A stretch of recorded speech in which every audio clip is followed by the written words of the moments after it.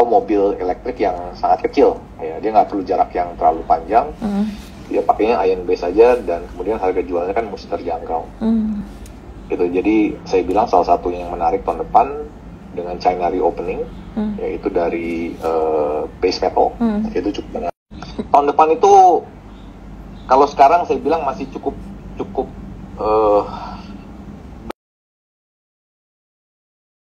kalau belum kelihatan, susah tuh, it's really hard to make decision.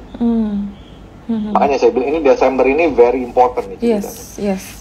Very important. Tanggal 14 FOMC, tanggal 13-nya inflation. Kalau bener rendah lagi, kemungkinan besar FOMC-nya akan naikinnya 50 bips. Ya. Nggak tahu 50 bipsnya berapa kali lagi. Tapi yang pasti no more 75 bips, which is udah in a better shape lah.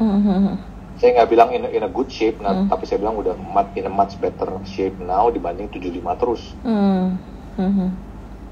Sore jadi kira-kira mungkin kayak it's already good sign lah kalau misalnya dia cuma naik 0,5 ya.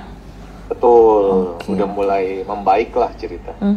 Terus tadi kalau Arfan bilang kayak base metal, nikel itu jadi nggak mungkin, it's not possible sampai terlalu tinggi kayak kemarin yang sempat 45.000 ya. Mungkin kan sekarang range sekitar 25 ribuan ya. Aku rasa sih dengan ada kenaikan demand mungkin balik ke 30 ribuan masih make sense sih. Yes, masih make sense, correct. Yeah. Emang sih kemarin kelihatan banget ada satu hari yang sempat kalau nggak salah naik 12% terus langsung digebukin. Itu kelihatan banget ada yang ngejagain harga loh.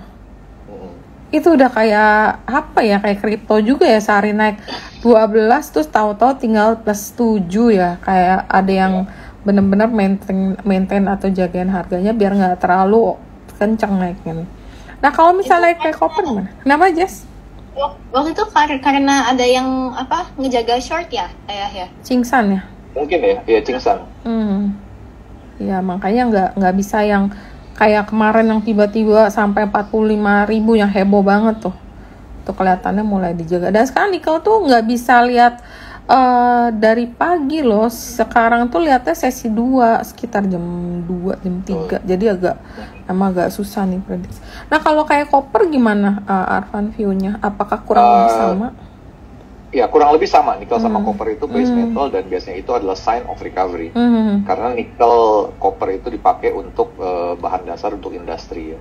Salah satunya yang bagus sign dari China yaitu dia udah bilang kalau ada apa-apa di property sector, pemerintahnya siap untuk ngebantu ya.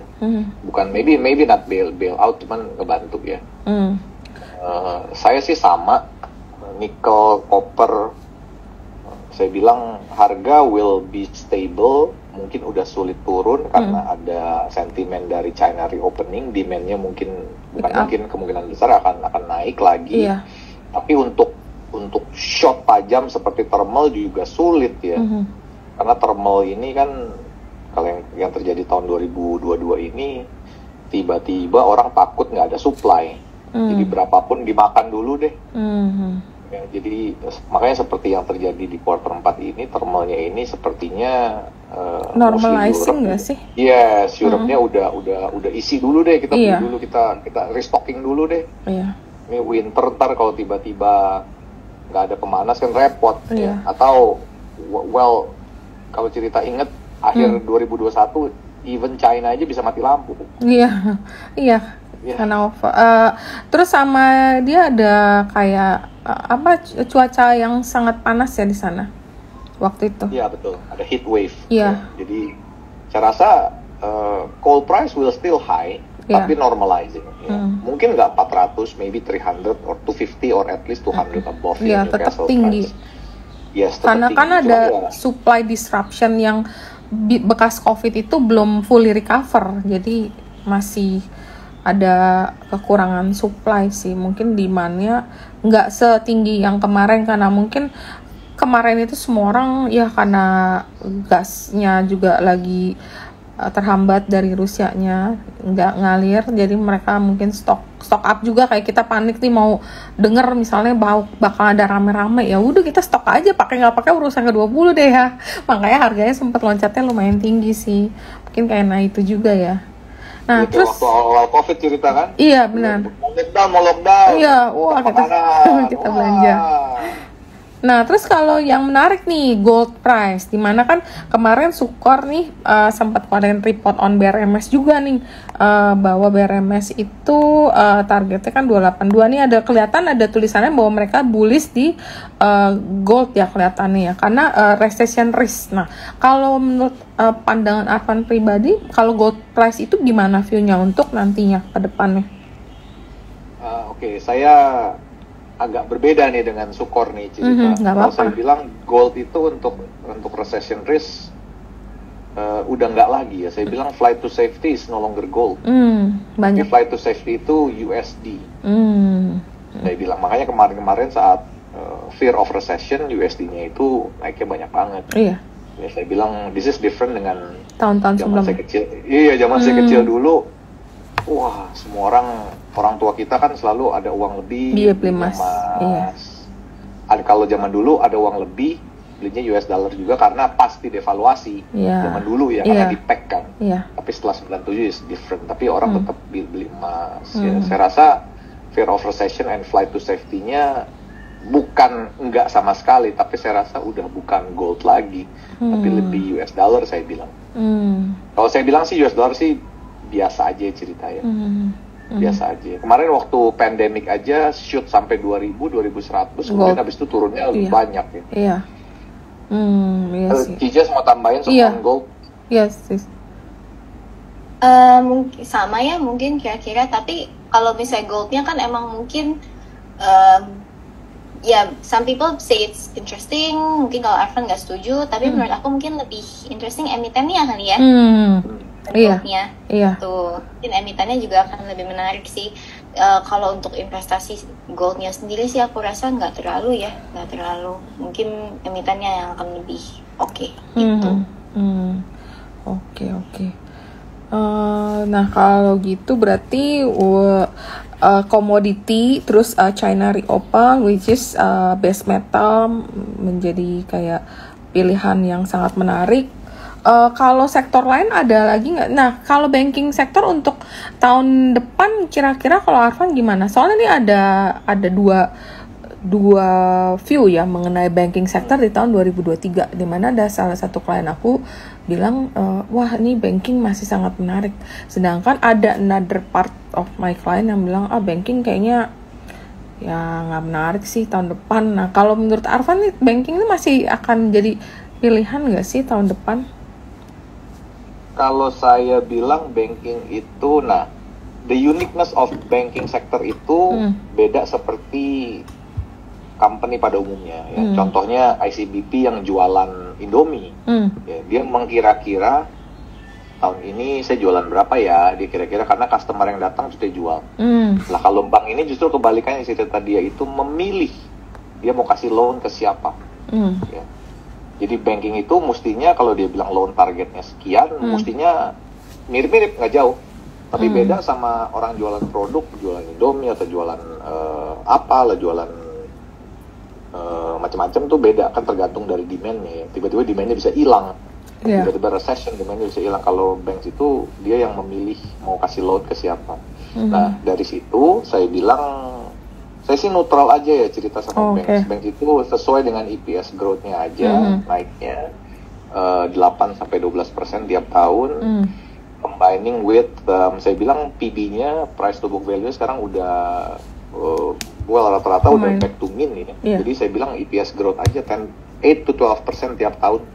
Jadi bisa seperti nabung lah. 8-12% pegang aja terus kan compounding juga tuh. Iya. Nah tapi ada satu sektor nih yang tahun ini juga nggak perform. Sebenarnya ada dua sih, tapi aku nggak tahu nih sekarang dijadiin satu atau dipisah ya. Kalau dulu kan prop yaitu ada properti dan konstruksi. Nah ini properti ini tahun ini juga sangat nggak perform deh.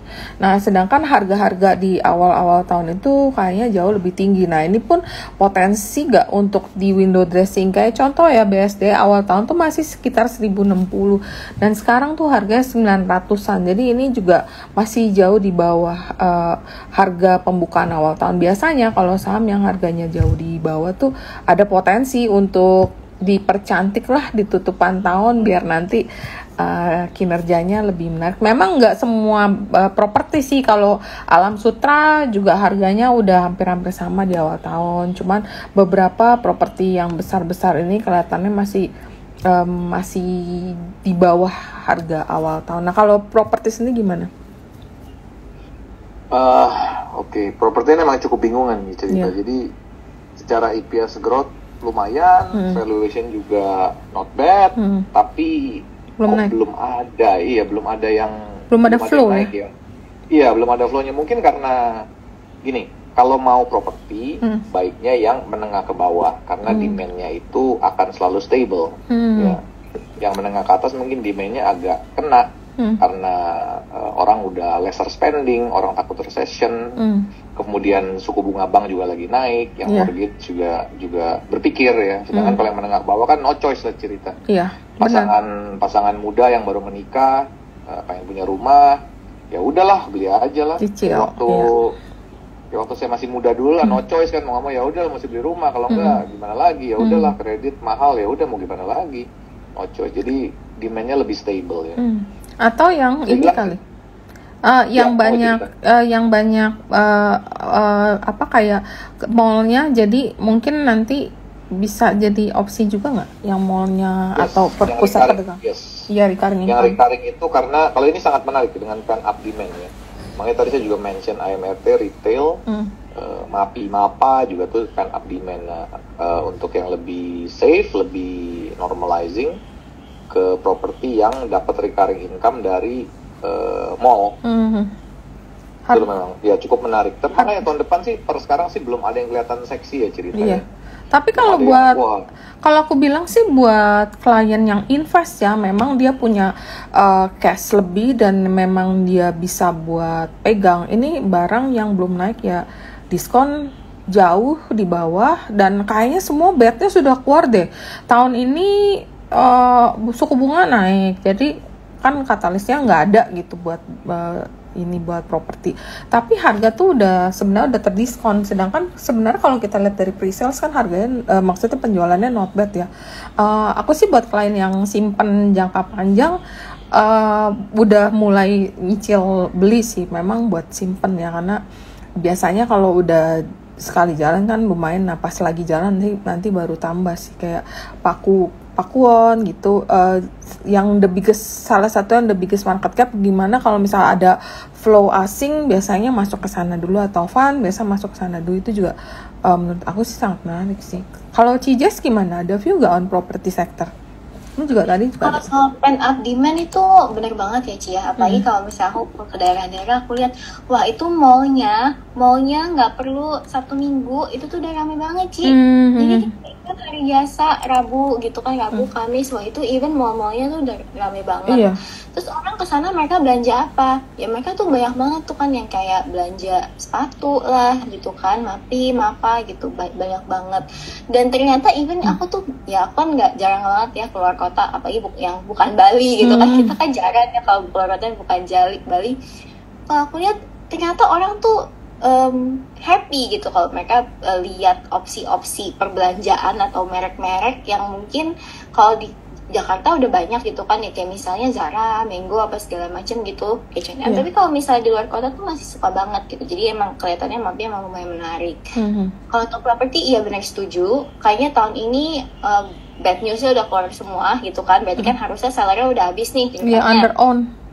Iya, under own. Jadi kalau misalnya sellernya udah habis ya harusnya memang penurunannya at least udah nggak banyak lagi lah ya Ci ya. Walaupun misalnya nunggu ya nggak apa-apa kalau misalnya memang tertarik sama sektor properti, nunggu nggak apa-apa. Tapi yang pasti kelihatannya sih harusnya udah nggak banyak lagi ya penurunannya. Apalagi kalau misalnya memang benar awal Januari kita udah bisa lihat terminal rate-nya Fed, kita udah bisa lihat rate-nya udah mulai mungkin slowing down atau mungkin udah nggak naikin suku bunga lagi. Mungkin next year juga bisa kali ya, bisa. Terus ini kan ya Ci, khusus untuk konstruksi Jokowi kan kemarin emang di promo banget soal IKN gitu kan. Kemarin waktu G20 dia juga nawarin banget. Iya, banyak yang tertarik juga sih. Iya, sampai tahun 2037 katanya 2000 berapa ya itu yang mau Olimpiade katanya mau di hosting mau coba ngebit Wow.